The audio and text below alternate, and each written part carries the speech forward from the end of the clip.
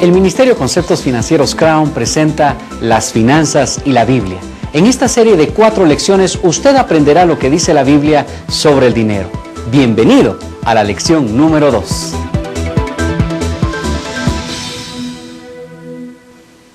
Le agradezco mucho que se haya unido a nosotros para el tema de hoy, que es muy importante.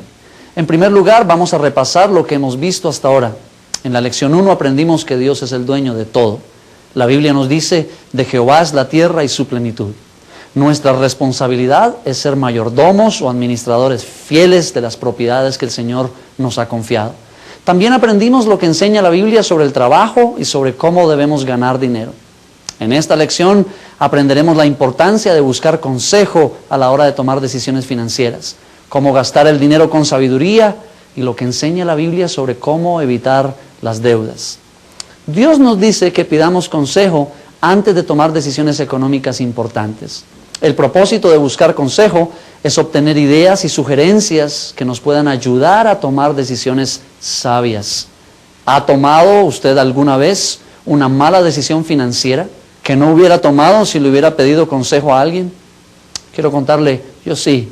Muchas veces he tomado decisiones financieras en mi vida que al final del proceso me he dado cuenta que si hubiese pedido consejo, entonces los resultados hubieran sido diferentes. La Biblia está llena de versículos que nos animan a pedir consejo. Salomón es un ejemplo. Él es el rey más sabio que ha existido y escribió en su apoteósico libro de Proverbios: Escucha el consejo y recibe la corrección para que seas sabio en tu vejez. Proverbios 19:20. El camino del necio es derecho en su opinión, mas el que obedece al consejo es sabio. Proverbios 12:15. Y sabe, existen 2 actitudes típicas que nos impiden buscar consejo a nosotros los seres humanos. La primera actitud es el orgullo. Es la persona que cree que no necesita ayuda de otros. La segunda es la terquedad. A veces no pedimos consejo de otros porque no queremos enterarnos de que no deberíamos hacer algo que ya hemos decidido hacer.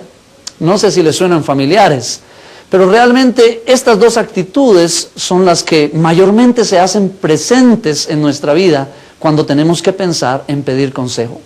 Hay 3 fuentes en las que debemos buscar consejo. Primero, la palabra de Dios. Segundo, usted tiene al lado a su esposa. Y la Biblia dice que su esposa es esta mujer que Dios ha colocado y que es ayuda idónea. La ayuda que sabe lo que usted necesita. Eso significa la palabra idónea en el Antiguo Testamento. También tiene personas sabias a su alrededor que podrían darle buenos consejos al momento de tomar decisiones. En tercer lugar, usted necesita la oración. Necesitamos pensar que Dios es el que tiene la sabiduría y por eso siempre tenemos que llegar de nuevo a la fuente divina del conocimiento. En primer lugar, entonces, deberíamos consultar la palabra de Dios. El Salmo 119:24 dice: Pues tus testimonios son mis delicias y mis consejeros. Salmo 119:24. Porque la palabra de Dios es viva y eficaz, y más cortante que toda espada de 2 filos, y discierne los pensamientos y las intenciones del corazón. Hebreos 4:12. La Biblia contiene la santa voluntad de Dios, no solo para nuestra vida, sino para todas las generaciones. Sus verdades son verdades eternas. Si las Escrituras responden a mi pregunta, ya no tengo entonces que buscar más, porque la Biblia contiene la voluntad revelada de Dios. La segunda fuente de consejo a la cual debo acudir es mi esposa y a otras personas piadosas, como lo hemos dicho, que saben cómo aplicar estos principios bíblicos de la palabra. El Salmo 37 dice: la boca del justo expresará sabiduría, la ley de su Dios está en su corazón. Si usted está casado, la primera persona que usted tiene que consultar es a su pareja. Marido y mujer son uno y se necesitan el uno al otro para tomar las mejores decisiones. Muchas veces el Señor comunica su voluntad más claramente por medio de la esposa que por medio del esposo. Eso es porque Dios la diseñó para que fuera ayuda idónea. Ella muchas veces tiene una relación mucho más fuerte con nuestro Padre Celestial. Entonces, marido, permítame hablarle claro. Usted tiene que pedirle consejo a su esposa. Usted tiene la obligación de escuchar el consejo de su esposa. No tiene la obligación de hacer lo que su esposa dice, pero sí de escuchar lo que ella dice. Además, el escuchar a su esposa ayuda a conservar las buenas relaciones, porque ambos sufrirán las consecuencias de la decisión económica que van a tomar juntos. Ya hemos hablado de cómo obtener el consejo de la Biblia, cómo obtener el consejo de otras personas que nos rodean, pero sin embargo también existe una forma adicional de consultar al Señor. En Isaías 9:6, uno de los nombres del Señor es admirable consejero. El Señor nos dice en el Salmo 32:8, te haré entender y te enseñaré el camino en que debes andar.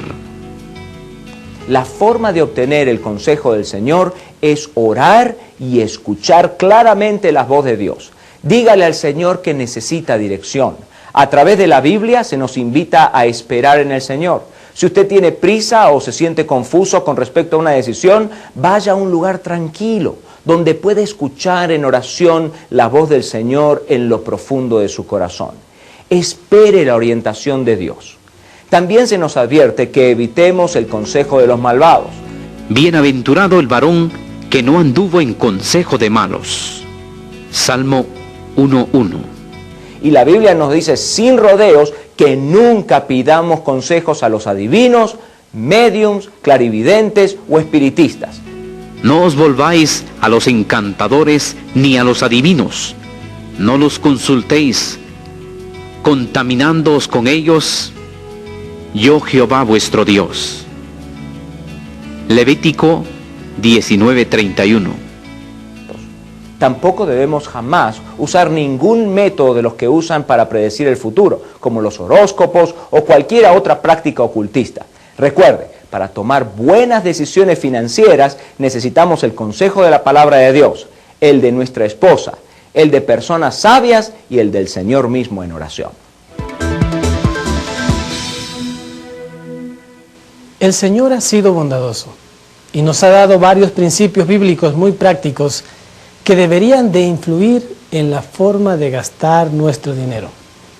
El primero es el contentamiento. ¿Qué les parece? El contentamiento.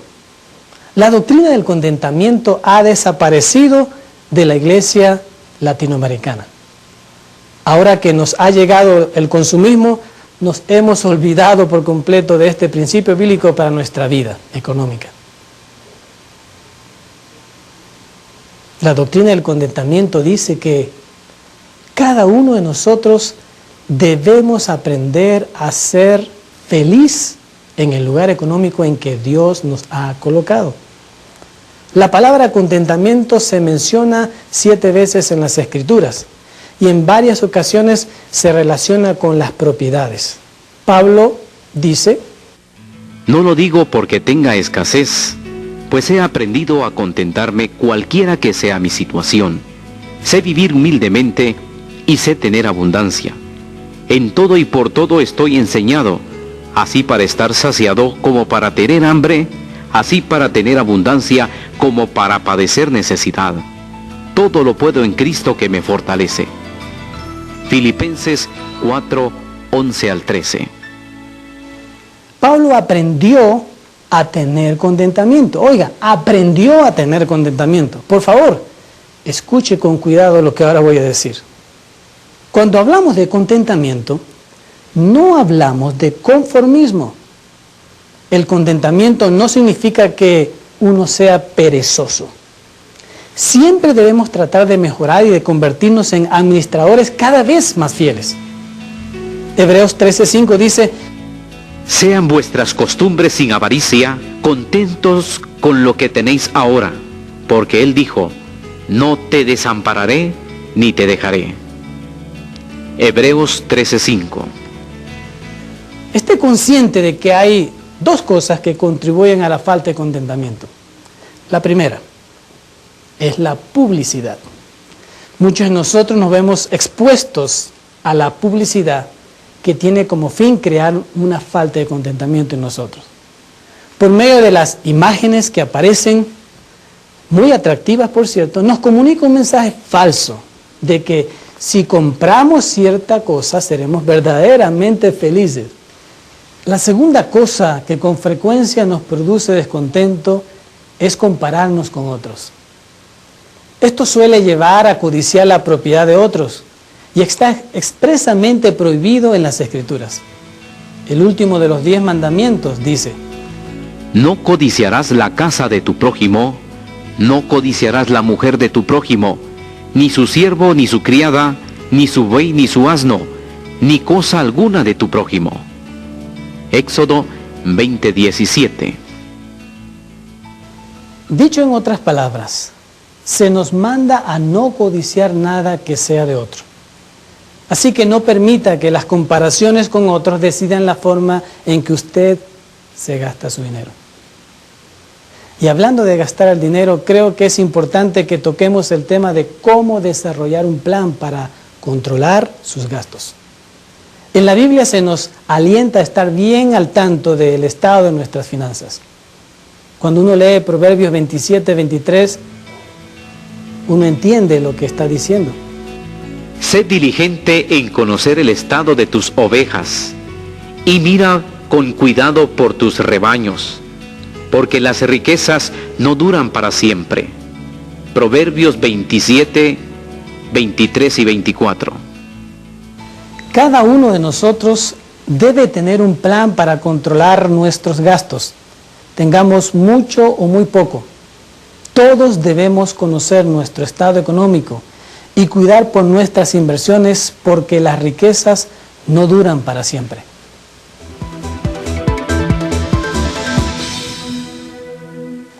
El primer paso para tener un plan de control de gastos es saber cuál es la bendición de Jehová para su vida. La palabra de Dios dice: La bendición de Jehová es la que enriquece, y no añade tristeza con ella. Proverbios 10:22. averigüe cuáles son sus entradas. Si varían, saque un promedio. Haga el siguiente cálculo. Sume todas las entradas netas del hogar, después de haberle dado a César lo que es de César, y réstele la parte que le corresponde a Dios. El resultado es la bendición de Jehová para su vida, el ingreso neto disponible. Esa es la cantidad de dinero con la que usted necesita vivir. Ahora, debemos averiguar a dónde se le va el dinero. Cuando vuelve a casa, consígase una caja de zapatos y colóquenla en la cocina de su casa. A partir del día de hoy, cada vez que haga una compra, pida un recibo o escriba el gasto en un pedacito de papel. Cuando llega a casa, simplemente coloque los recibos en la caja de zapatos y de aquí a un mes, usted sacará esos recibos, los separará por categorías y escribirá en un papel cuáles son los gastos que tiene en su casa. Existen 5 amplias categorías relacionadas con el gasto del dinero. Le ofrendamos al Señor, le pagamos impuestos al gobierno, gastamos dinero para atender nuestras necesidades como alimento, vestido, vivienda y transporte. Podemos ahorrar dinero para necesidades futuras. Y si tenemos deudas o hemos fiado, empleamos dinero para devolver lo que nos prestaron. Con los recibos en la mano, calcule con cuidado cuánto está usted gastando mensualmente en las últimas 3 categorías. ¿Cuánto gasta en alimento, vestido, vivienda, transporte? ¿Cuánto está colocando en ahorros debajo de su colchón? ¿Está haciendo pagos por algo que compró o está devolviendo alguna deuda? Sume también los gastos misceláneos o gastos varios, y eso le mostrará a dónde se le va el dinero mes tras mes. Hay mucha gente que se sorprende al descubrir que está gastando más de lo que gana. Si este es su caso, decida cómo puede hacer que aumenten sus ingresos o hacer que disminuyan sus gastos para que le pueda sobrar algún dinero. Si los gastos exceden los ingresos, vamos a caer seguramente en deudas. Las deudas están aumentando rápidamente en muchos de nuestros países de Latinoamérica. Las deudas son dinero que una persona toma prestado de otra y que está obligada a devolver. Puede tratarse de dinero que se le debe a un negocio, a las tarjetas de crédito, préstamos bancarios, hipotecas o préstamos de familiares y amigos. ¿Qué dice el Señor sobre las deudas? La Biblia no dice que pedir prestado sea pecado. Si así fuera, Dios nunca le hubiera permitido a su pueblo prestarse el uno al otro. Sin embargo, no lo recomienda. Romanos 13:8 dice: No debáis a nadie nada. Y en Proverbios 22:7 aprendemos por qué nuestro Señor no nos recomienda tener deudas. El rico se enseñorea de los pobres, y el que toma prestado es siervo del que presta. Si incurrimos en deudas, nos colocamos automáticamente en una posición de servidumbre con nuestro acreedor y no tenemos la misma libertad para ser siervos de Jesucristo. Por otro lado, cuando usted tome una deuda, debe asegurarse de que no viola el principio de compromiso garantizado. Proverbios 22, 26 y 27 dice: No seas de aquellos que se comprometen, ni de los que salen por fiadores de deudas. Si no tuvieres para pagar, ¿por qué han de quitar tu cama de debajo de ti? La enseñanza de este pasaje es que nosotros nunca deberíamos comprometernos si no tuviésemos una forma segura de pagar. En términos técnicos, nuestro activo debe ser siempre mayor que nuestro pasivo.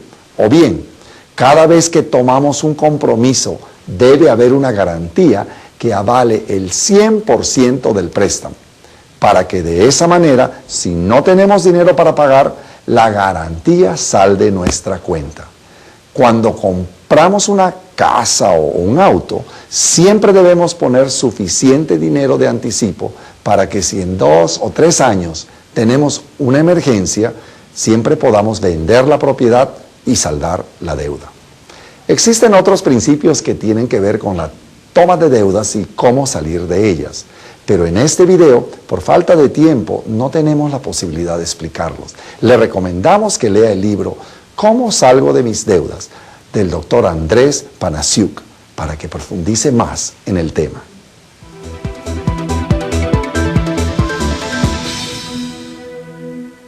Entonces la palabra de Dios no dice que sea pecado pedir prestado, pero no lo recomienda, porque las deudas nos esclavizan. Si tomamos una deuda, debemos estar seguros de pagarla. Debemos tratar de salirnos de ella lo antes posible y debemos tomarla bajo el principio del compromiso garantizado. Exploremos ahora los 8 pasos que nos ayudarán a librarnos de las deudas. El primer paso es orar. En 2 de Reyes 4, del 1 al 7, una viuda se vio amenazada con perder a sus hijos ante su acreedor. El profeta Eliseo le dijo a la viuda que les pidiera prestadas jarras vacías a las vecinas. El Señor multiplicó su única posesión, un poco de aceite, y se llenaron todas las jarras. Vendió el aceite y pagó las deudas, con lo que pudo librar a sus hijos. El mismo Dios que proveyó para la viuda, le interesa que usted se libere de sus deudas. Puede que Dios actúe inmediatamente o que lo haga lentamente. Sea como sea, la oración es fundamental.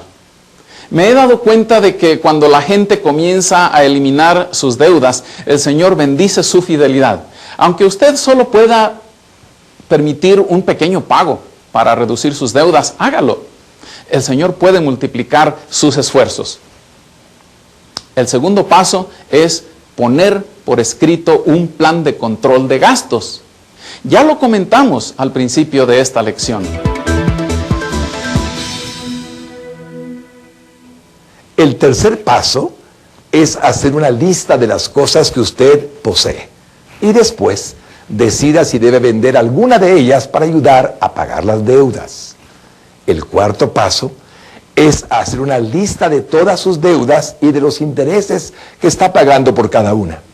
Esto le ayudará a decidir qué deudas pagar antes. El paso número 5 es fijar un plan de pago de deudas. Cuando usted hace un pago por una deuda, anote la cantidad que pagó y calcule el saldo.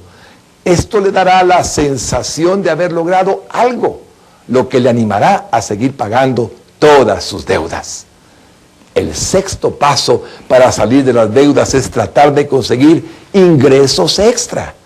Hay mucha gente que tiene empleos que no producen ingresos suficientes para todas sus necesidades, aunque gasten con sabiduría. En estos casos, quizás haya que pensar en trabajar más o en cambiar de trabajo para ganar más dinero. El 7º paso es reducir gastos. Por ejemplo, hay quienes han vendido su vivienda y se han ido a vivir con miembros de la familia para reducir gastos.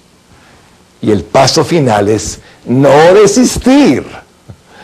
Quizás haya ciertas razones por las que usted desee tirar la toalla y dejar sus esfuerzos para salir de las deudas, pero no se detenga hasta que se haya librado de ellas.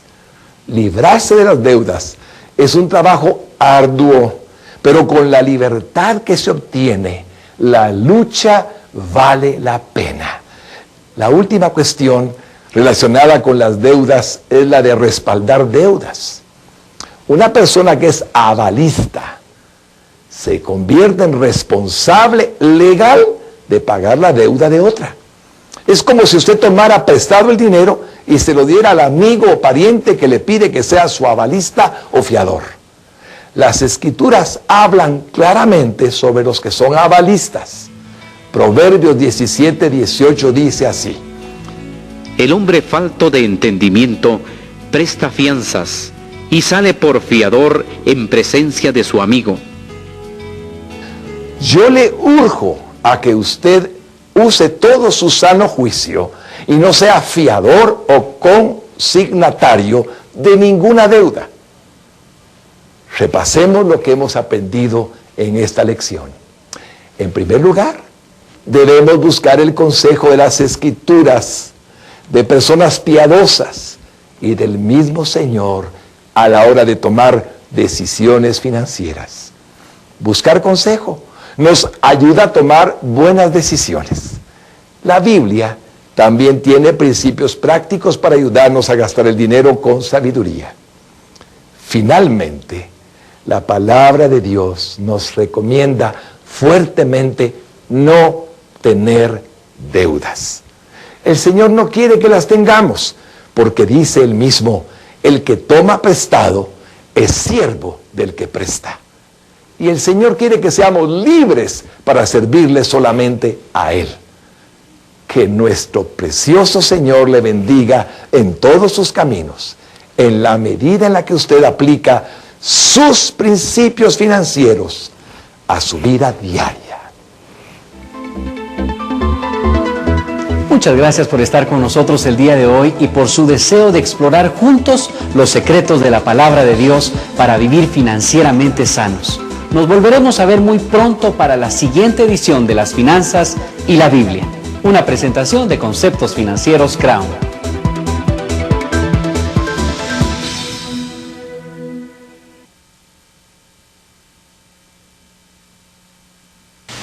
¿Qué tal? ¿Cómo le va? Quisiera mostrarle algunos de nuestros materiales que tenemos disponibles para ayudarle a usted a manejar mejor su dinero y sus finanzas en Conceptos Financieros Cristianos. Muchos de estos materiales están disponibles en su librería cristiana amiga, pero se los queremos mostrar para que usted sepa que existen.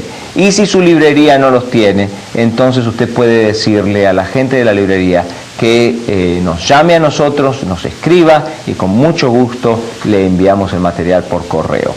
En primer lugar, quisiera recomendarle un libro que se llama Usando su dinero sabiamente. Usando su dinero sabiamente es una compilación de muchos artículos escritos por el doctor Larry Burkett hace algún tiempo atrás, que están arreglados por temas, en forma temática. Yo creo que es uno de los mejores recursos que nosotros tenemos para líderes cristianos, maestros de escuela dominical, diáconos, consejeros, familiares y pastores. Es un libro que trata muchos temas en forma superficial. Nomás cada capítulo tiene probablemente 1 o 2 páginas. Pero le queremos recomendar este libro porque trata muchos temas, probablemente cerca de 50 temas que tienen que ver con la mayordomía. Uno de los mejores libros que tenemos disponibles. En segundo lugar, un libro que se llama Los negocios y la Biblia. Los negocios y la Biblia.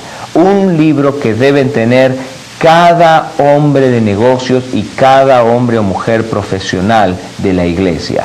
Todas las iglesias deberían tener por lo menos una copia de este libro para pasarlo entre los hombres de negocios y entre aquellas personas que tienen pequeños negocios. Por ejemplo, el cuidado de niños, por ejemplo, gente que está involucrada en cocinar y vender cosas en la calle.